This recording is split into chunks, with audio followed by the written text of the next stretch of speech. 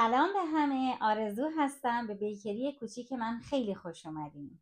امروز میخوایم بریم به سراغ پلیلیست براونیمون و یک براونی چیزکیک درست بکنیم با کوکی بادر که توی ایران به اسم لوتوس میشناسنش، ولی در اصل لوتوس بیسکویتشه و اسم برندشه، ولی اسمش بیسکاف یا کوکی بادره.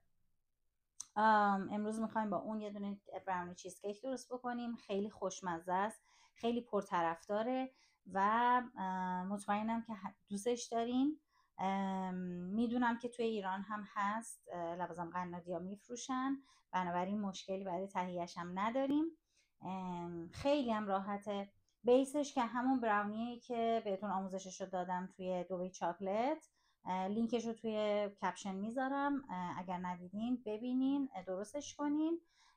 فقط یه تفاوت کوچیکی که داره اینه که ما اینو کامل نمیپزیمش توی فر، باید نیمه پز بشه که من حدوداً 20 دقیقه گذاشتم پخت، در حدی که یه لایه روش کامل سفت بشه ولی وسطش کاملا لرزونه، که وقتی میذاریمش یخچال سرد میشه ما بتونیم مایه چیزکیکمون رو بریزیم روش. و پخت دوم با چیزکیک هستش. بنابراین آره، به همون رجوع بکنین ببینین. کامل من مفصل توضیحش رو دادم دیگه، نخواستم تو این ویدیو توضیح بدم که خیلی طولانی نشه. پس با هم دیگه بدون فوت وقت میریم براونی چیزکیکمون رو درست کنیم. اگر سابسکرایب نکردین لطفا سابسکرایب کنین، حمایت کنین، با دوستاتون به اشتراک بذارین و اگر حرفی سخنی چیزی هست توی کامنت ها میتونین با هم دیگه معاشرت کنیم.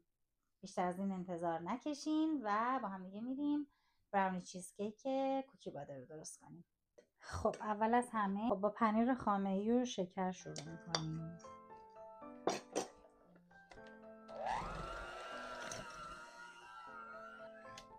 در همین حد کافیه. فقط با سرعت بالا نزنین چون ما نمیخوایم که هوا دهیش بکنیم.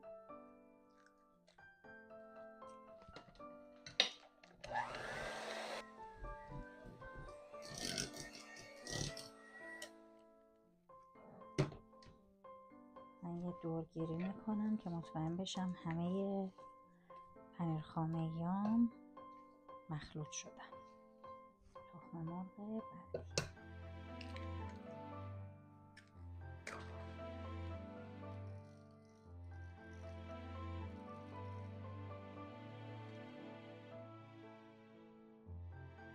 لوتوس،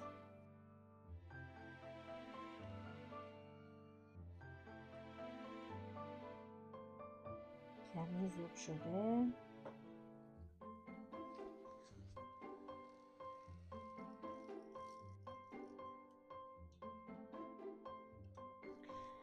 نشاسته ذرتم رو توی خامه مخلوطش میکنم، بعد به مایه چیزکیکم اضافهش میکنم.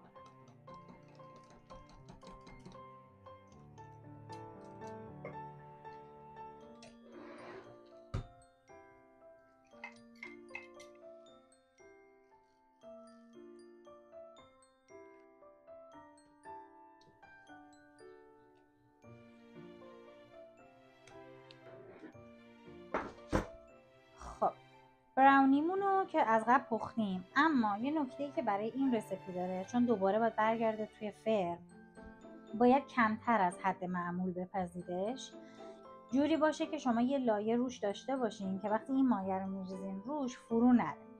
بنابراین وسطش باید کاملا نپخته باشه. بذاریدش داخل یخچال کاملا سرد بشه. بعد حالا من از این نوارای قرتی دارم، ولی شما میتونین از هر حوله خیسی استفاده کنین. اگرم از اینا دارین حتما خیسش بکنین که توی فر نپزه. برای چی من اینو میزنم به اطراف قالبم؟ به خاطر اینکه نمیخوام چیزکیکم دوباره بپزه، فقط میخوام لایه روش بپزه، بنابراین باید از بغل حرارت بهش نخوره. این حوله خیس اجازه نمیده که حرارت منتقل بشه به چیزکیکم. ولی شما میتونین از حوله، از یه روسری کهنه، از هر چیزی میتونین استفاده کنین، فقط مطمئن بشین که خیسه که داخل فر نسوزه به این شکل. بعد مایه چیزکیک رو بریزیم روش.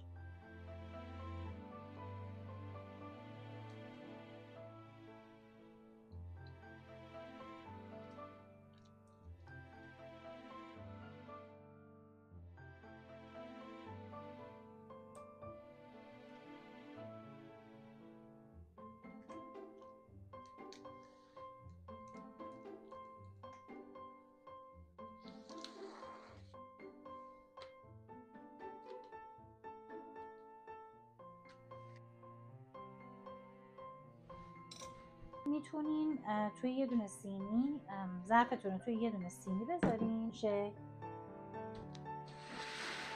و داخلش رو آب کنین. اگر از این حوله ها داشتین و خواستین که این به این شکل بپزینش، من کاری که میکنم اگر فرتون استیم داره، یعنی بخار آب تولید میکنه، بخار آبش رو حتما رو 10% روشن کنین.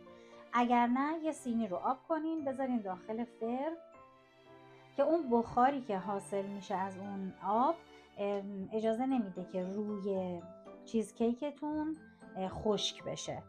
این فقط به خاطر اینه که روی چیزکیکتون خشک نشه. بنابراین هر دو کار رو میتونین انجام بدین، ببینید که کدومش براتون راحت تره. و من این داخل فر بذارم.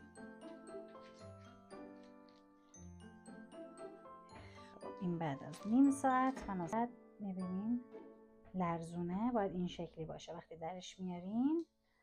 بعد اجازه بدین توی محیط خنک بشه و بعد انتقالش بدین به یخچال و یک شب تا صبح، یعنی بیشتر از 7 ساعت توی یخچال اجازه بدین کامل سفت بشه، ببنده و بعد از ظرف خارجش میکنیم. خب این چیزکیک ما یه شب تا صبح توی یخچال بوده. من الان درش آوردم، کلیپس رو جدا کنم.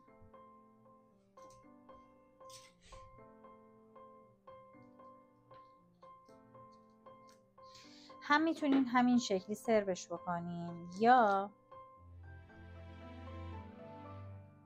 یک گاناش سبک کوکی بادر درست کنین.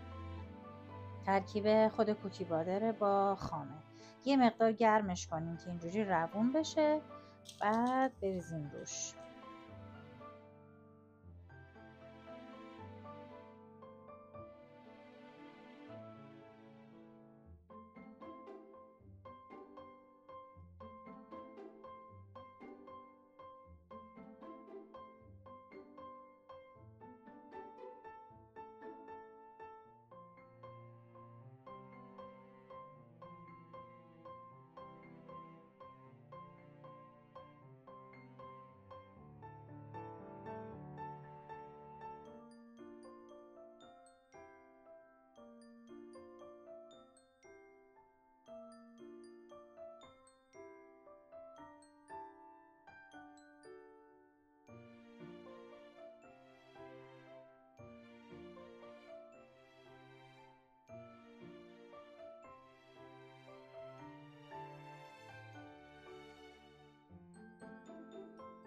خب به لحظه موعود رسیدیم.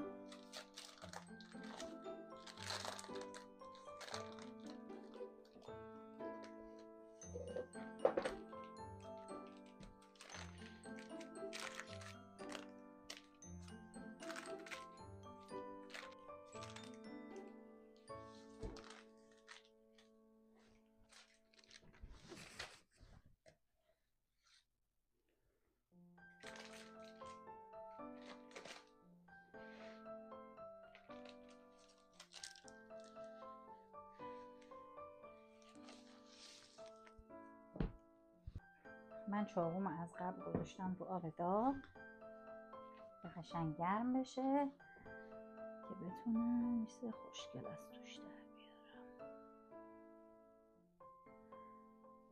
بغلا رو میبریم.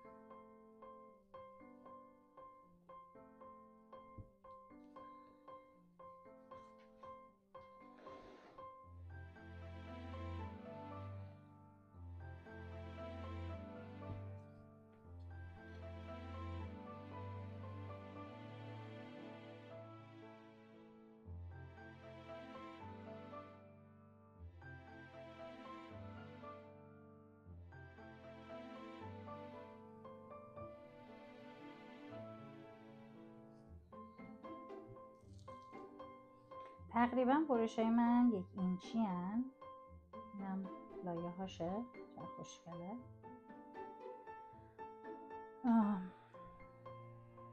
دیگه حالا هر سایزی که میخواین میتونین برش بزنین، بستگی داره که بخواین به کجا بدین، برای خودتون باشه یا سفارش باشه. خب من حالا یکم از خامم رو ویپت میکنم. شما اگر خامه قنادی دارین میتونین با خامه قنادی کار بکنین. به خامه هم هیچی نزدم، فقط خامه است.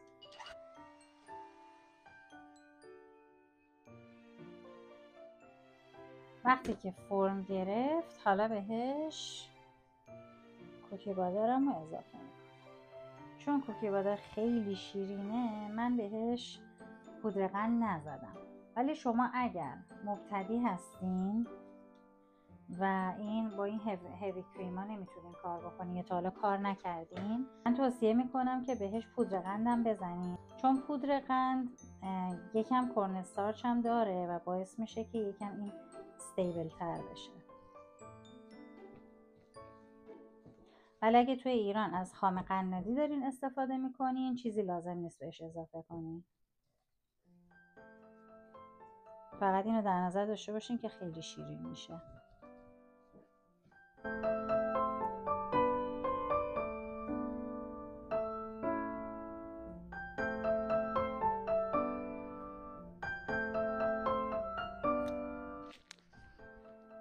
و به هر شکلی که دوست داشتین تزیینش کنین.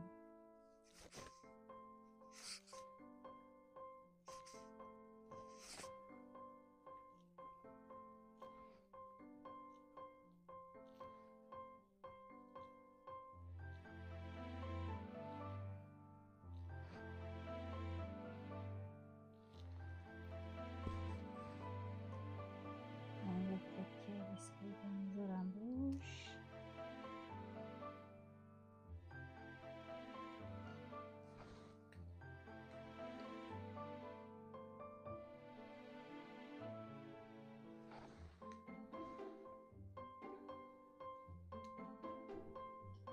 به نظر من خیلی براونی خوشخوراکی هستش. یه دونم از این برشا براتون تزیین میکنم.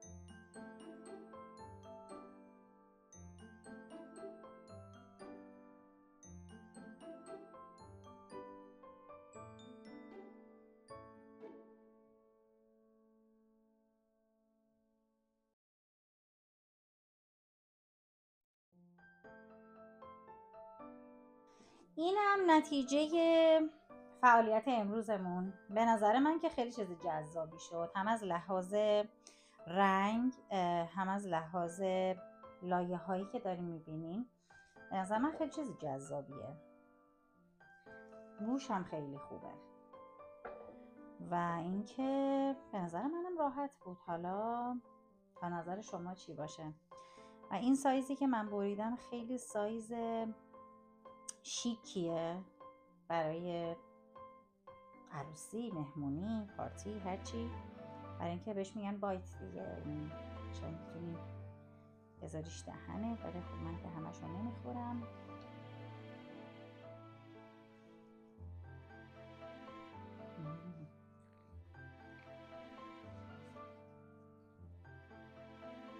خیلی خوشمزه است.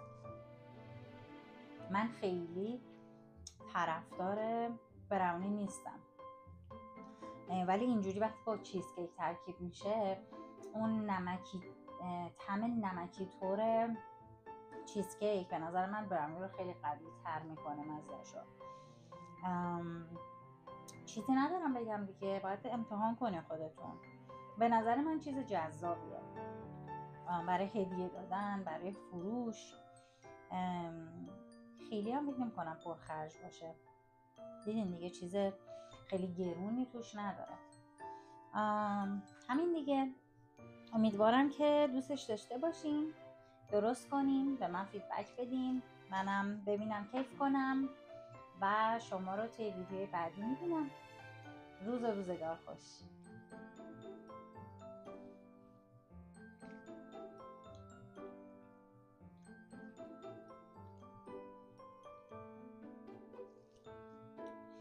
خوشمزه است.